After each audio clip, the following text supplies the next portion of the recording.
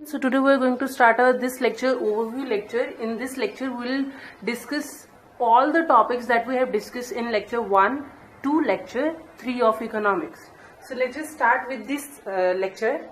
In lecture first we have discussed about the economics. So economics is the study of the rational management of scarce resources. As we all know that we have the resources which are very limited with us, and we do the management of that resources according to our use. And economics is the study of that rational management of the scarce resources. Now what is the economic problem? Economic problem is the rational management of the scarce resources. अब उन resources का rational management किस तरह से किया जाए, ये एक सबसे बड़ी problem है. So it is the problem of the rational management of the scarce resources, and it arise because of we have the limited resources, क्योंकि हमारे पास जो resources हैं वो बहुत ज़्यादा limited हैं, ज़्यादा नहीं है, and we have the alternative uses of that resources. As we know that we have the limited resources और हमारा जो use है उन्हीं resources का वो बहुत ज़्यादा है. जैसे कि एग्जाम्पल ले लेते हैं दूध का यूज कैसे यूज करते हैं. हम मिल्क को यूज करते हैं for making curd, for making sweets, for making kheer. We use milk for so much of the purpose. तो इसलिए उसका जो रिसोर्सेज है वो अल्टरनेटिव यूज हो जाता है उसका.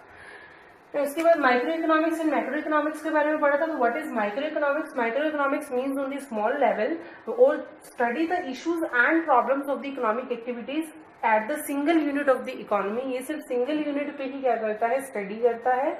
Macro economics means on the large level, ये लार्ज लेवल के ऊपर स्टडी करता है और study the issue and the problem as a whole. मतलब कि पूरी कंट्री के अंदर जितने भी इकोनॉमिक इश्यूज हैं, जितने भी इकोनॉमिक प्रॉब्लम्स हैं, उसके बारे में मैक्रो इकोनॉमिक्स में हम स्टडी करेंगे.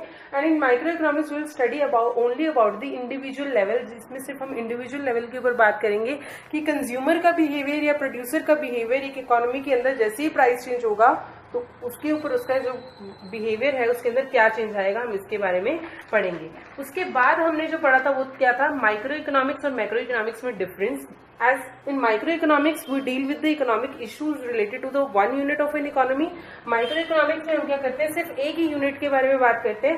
एंड इन माइक्रोइकोनॉमिक्स हम क्या करते हैं, पूरी कंट्री, पूरी इकोनॉमी के बारे में जब हम क्या करते हैं, बात करते हैं, तब हम बोलते हैं माइक्रोइकोनॉमिक की study. And it is also called the theory of price. इसको हम थ्योरी ऑफ प्राइस बोलते हैं. और मैक्रोइकोनॉमिक्स को हम क्या बोलते हैं, theory of income and employment. और microeconomics concerned with the price and the output of the firm, but macroeconomics concerned with the aggregate output and the general price level of the economy. ये पूरी economy के अंदर जितना भी price level change हो रहा है, जितना भी हमारा टोटल आउटपुट आ रहा है, मैक्रोइकोनॉमिक्स उसके बारे में स्टडी करता है. और ये किसके बारे में स्टडी करता है, सिर्फ एक फर्म के अंदर कितना प्राइस चेंज हो रहा है, कितना आउटपुट चेंज हो रहा है, उसके बारे में स्टडी करता है. It assumes that the macroeconomic variables are constant. Microeconomics ये assume करके चलता है कि जितने भी macroeconomics हैं वो क्या है, constant हैं. Macroeconomics ये assume करके चलता है कि जितने भी microeconomics के variables हैं वो सारे के सारे क्या हैं, constant हैं. अब इसके जो कंपोनेंट्स हैं वो कंपोनेंट्स क्या है, consumers behaviour and the producer behaviour. मतलब कि एक प्राइस के चेंज होने पर माइक्रो इकोनॉमिक्स के अंदर कंज्यूमर के बिहेवियर में क्या चेंज आएगा और प्रोड्यूसर के बिहेवियर में क्या चेंज आएगा. But in macro economics the component is equilibrium in economy and disequilibrium in economy. Economy के अंदर कितना इक्विलिब्रियम है, कितना डिसइक्विलिब्रियम है, मतलब डिमांड और सप्लाई के कारण क्या चेंजेस आते हैं मैक्रो इकोनॉमिक्स के ऊपर एज a whole, मतलब कि aggregate total output के ऊपर. And in lecture second we have discussed about the two branches of the economies. The first one is the positive economics and the second one is the normative economics. इससे पहले हम micro और macro economics जो दो branches हैं economics की, उसके बारे में हम पढ़ चुके हैं. अब हम पढ़ेंगे इन लेक्चर सेकंड जो हमने पढ़ा था, पॉजिटिव इकोनॉमिक्स और नॉर्मेटिव इकोनॉमिक्स के बीच में डिफरेंस और the meaning of the positive economics and the normative economics. So positive economics it deal with the economics services related to the past, present and future. Past, present और future के अंदर economic services क्या क्या थी उससे related जितना भी मतलब जितनी भी बात की जाती है वो हमारी किसमें की जाती है, पॉजिटिव इकोनॉमिक्स में की जाती है। And in normative economics it is based on the opinion of the economist. ये इकोनॉमिक्स के ओपिनियन के ऊपर क्या होती है, बेस्ड होती है। इकोनॉमिक्स जो है वो क्या करते हैं, अपना अपना ओपिनियन देते हैं और उसी के बेस पे ही क्या करते हैं, नॉर्मेटिव इकोनॉमिक की स्टडीज होती है। So what is the difference between these two economics, these two branches? तो पॉजिटिव इकोनॉमिक्स क्या है, it deal with the economic services related to the past, present and future. Past में क्या हुआ था, प्रेजेंट में क्या चल रहा है और फ्यूचर में, आने वाली फ्यूचर में क्या होने वाला है, इन सब चीजों से रिलेटेड क्या होता है, पॉजिटिव इकोनॉमिक्स डील करता है। और normative economics it deal with the economist opinion related to the economic issue. Economic issue से रिलेटेड इकोनॉमिक्स का जो ओपिनियन होता है ये उसके बारे में बात करते हैं।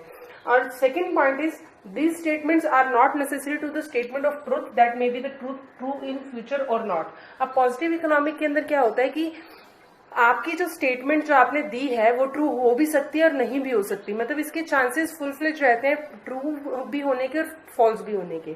But in normative economics there is this statement can not be termed as a true और false, these are the opinion only. यहाँ पर जो आपकी ओपिनियन दिए जाते हैं, सिर्फ यहाँ पर स्टेटमेंट के ट्रू और फॉल्स होने की बात नहीं होती। और this statement is related to what is, what was and what will be. मतलब कि अगर ये पास्ट, प्रेजेंट और फ्यूचर के अंदर हम बात करेंगे तो हम यहाँ पर ये सिचुएशंस देखते हैं कि आने वाले टाइम में क्या होगा, पहले क्या था और अब क्या चल रहा है, इन सब चीजों के बारे में हम बात करते हैं। और नॉर्मेटिव इकोनॉमिक्स में क्या होता है कि this statement is related to what ought to be, मतलब कि क्या होना चाहिए। Discuss the difference between these three economies in centrally planned economies, economy where the economic activities are controlled by the government or some central authority। इसके अंदर क्या होता है कि हमारा जो कंट्रोल होता है वो गवर्नमेंट के हाथ में होता है। The economy where the economic activities are controlled by the market forces, हमारा जो कंट्रोल होता है वो मार्केट फोर्सेस के द्वारा होता है। And in mixed economy the economic activities are governed by the free play of the market forces. यहाँ पर क्या करते हैं, मार्केट फोर्सेस फ्री प्ले करती हैं and regulated by the government, और जो रेगुलेशन होता है वो किसका होता है, गवर्नमेंट का होता है। Second is the motive of the centrally planned economy is to social welfare, to do the social welfare. यहाँ पर सेंट्रली प्लान्ड इकोनॉमी जो है वो सोशल वेलफेयर करती है। Market economy, the motive of the market economy is the profit maximisation, वो profit maximisation करते हैं। And in mixed economy the motive of these economies are social welfare and the profit maximization both। यहाँ पर क्या होता है, जो essential goods होती हैं उनके ऊपर क्या करते हैं, गवर्नमेंट डिसाइड करती है अपना प्राइस, तो वो सोशल वेलफेयर के काम आती है। और जो richer section of the society है उनको जो लग्जरियस गुड्स प्रोवाइड करते हैं जिससे कि वो क्या कर सकते हैं, प्रॉफिट मैक्सिमाइज कर सकते हैं। इन हेयर द कंज्यूमर इज स्वर्ण, यहाँ पर जो कंज्यूमर है वो स्वर्ण होता है। इज नॉट द स्वर्ण, सेंट्रली प्लान्ड इकोनॉमी के अंदर कंज्यूमर स्वर्ण नहीं होता। मार्केट इकोनॉमी के अंदर कंज्यूमर स्वर्ण होता है, बिकॉज वो क्या करता है, अपनी ही चॉइस की गुड्स जो है उनको बाय करता है। लेकिन सेंट्रली प्लान्ड इकोनॉमी के अंदर गवर्नमेंट अपनी तरफ से डिसाइड करती है कि उसको कौन सी गुड्स बेचनी है और कौन सी गुड्स नहीं बेचनी है। तो यहाँ पर जो कंज्यूमर है वो स्वर्ण नहीं होता, लेकिन मार्केट इकोनॉमी के अंदर कंज्यूमर जो होता है वो स्वर्ण होता है। यहाँ पर कंज्यूमर अपनी चॉइस से क्या कर सकता है, गुड्स को खरीद सकता है।